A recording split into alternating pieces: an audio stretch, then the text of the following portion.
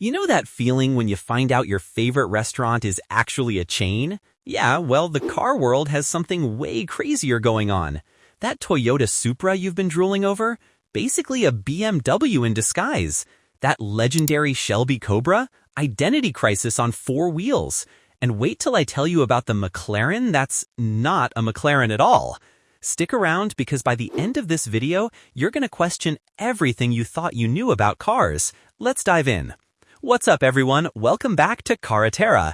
Today, we're exposing 5 cars that are definitely not what they seem. Some of these are gonna blow your mind, others might make you feel a little betrayed.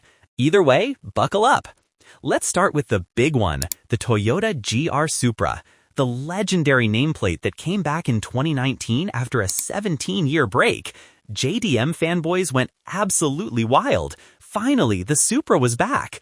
But here's the thing. It's basically a BMW. No, seriously.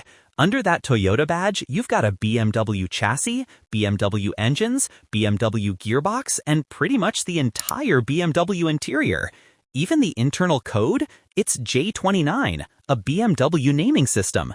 Oh, and it's built on the same assembly line as the BMW Z4 at the Magnus Steyr plant in Austria.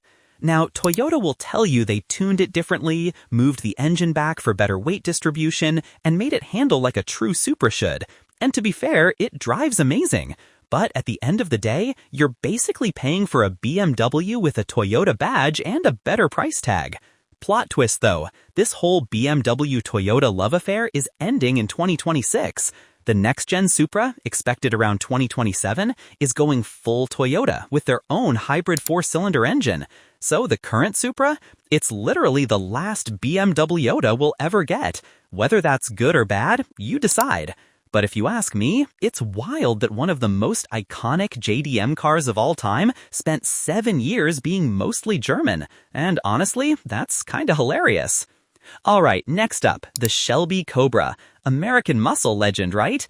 Well, yes and no. Here's where it gets messy. The Cobra started life as the British AC Ace, a cute little British sports car.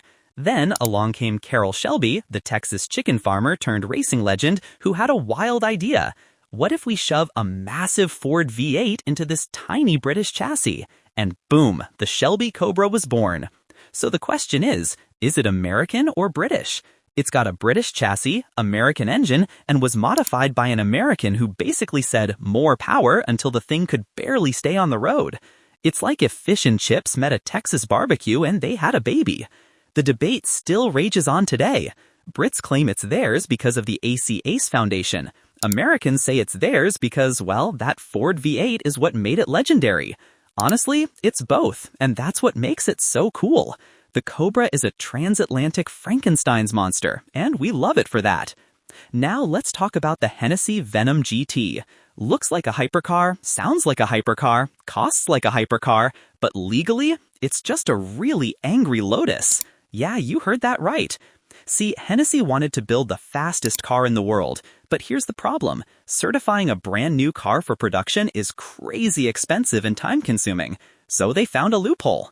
They took the chassis from a Lotus Exige, modified the living daylights out of it, and registered it as a heavily modified Exige. Why? Because the Lotus Exige already had all the crash test certifications. Boom, legal shortcut.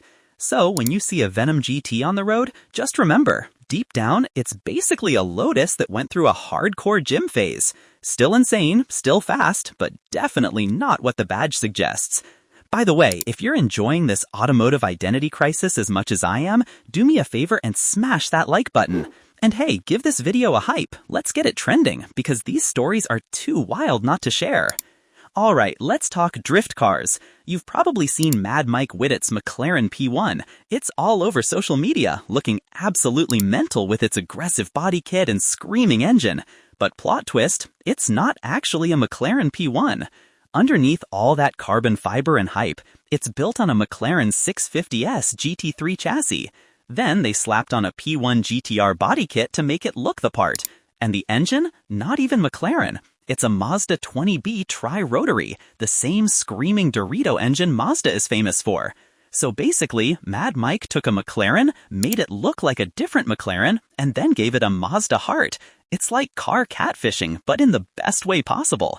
Don't get me wrong, the car is an absolute beast on the track, but calling it a P1? That's a stretch. It's more like a P1 cosplay with serious commitment. Okay, bonus round. We gotta talk about Chinese knockoffs, because this used to be absolutely wild. For years, Chinese manufacturers were basically the knockoff kings of the car world. You wanted a Mercedes G-Class but couldn't afford it? No problem. Here's the Beijing BJ80. Want a Porsche Macan? Meet the Zote SR9. Want a Range Rover? Say hello to the Baike B90. These weren't just inspired by, they were straight up copies. Same lines, same proportions, just cheaper. And honestly, some of them looked pretty convincing from a distance. But here's the thing, times are changing. Chinese companies like BYD and Geely have gotten serious, like really serious. Geely now owns Volvo, Lotus, and Polestar. BYD overtook Tesla as the world's top EV seller in 2023. These aren't knockoff companies anymore. They're global powerhouses. So while you can still find some sketchy Chinese copies floating around, the industry has mostly evolved past that. They went from copying Porsches to buying entire Western brands. That's kind of a power move, honestly. And there you have it, 5 cars that are absolutely not what they seem. From the BMW-powered Supra to Chinese knockoffs that became global giants, the car world is full of surprises. If you made it this far, drop a comment and let me know which one shocked you the most. And if you haven't already, hit that subscribe button. We've got way more car content coming your way. Thanks for watching, and I'll catch you in the next one. Peace.